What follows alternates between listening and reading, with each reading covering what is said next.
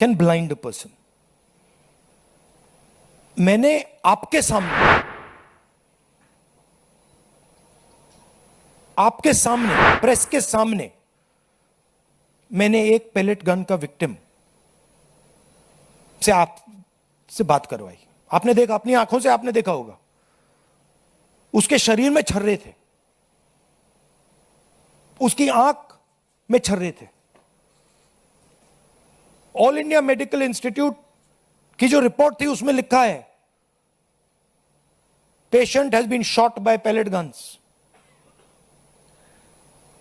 तो ये किसने चलाई? और ये एक व्यक्ति नहीं, अनेक लोग हैं जिनको पेलेट गन से मारा गया है. तो मैंने तो आपको सबूत दिया है और वो कह रहे हैं कि मैं झूठ बोल रहा हूं. मैं तो आपके सामने व्यक्ति को लाया हूं, मैंने अपनी आंखों से छर्रे देखे हैं, पूरी बॉडी में छर्रे भरे हुए हैं. डॉक्टर से मैंने बात की, डॉक्टर कह रहा है कि भैया छर्रे हैं, हम निकाल नहीं पा रहे हैं, आंख फूटी हुई है. और रिजिजू कह रहे हैं मैं झूठ बोल रहा हूं, सरकार कह रही है हमने पेलेट गन यूज ही नहीं किया. तो आप प्रूफ पे जाएंगे या खोखले शब्दों पे जाएंगे? और क्या चाहते हैं कि मैं मतलब पूरी राइफल उठा के ले आऊं?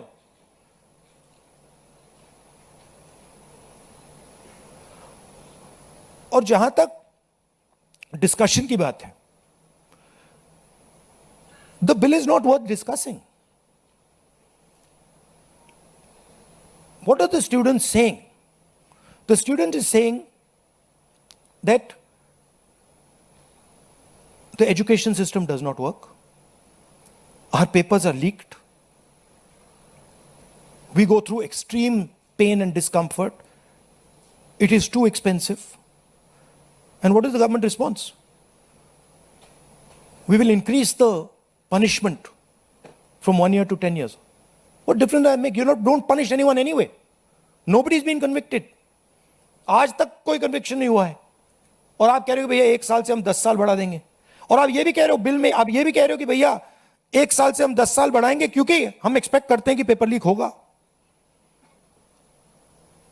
That is what the bill is saying. The bill is saying that we accept paper leaks and we will punish those people who do paper leaks. We are saying no, we don't accept paper leaks. Change the system so that there are no paper leaks.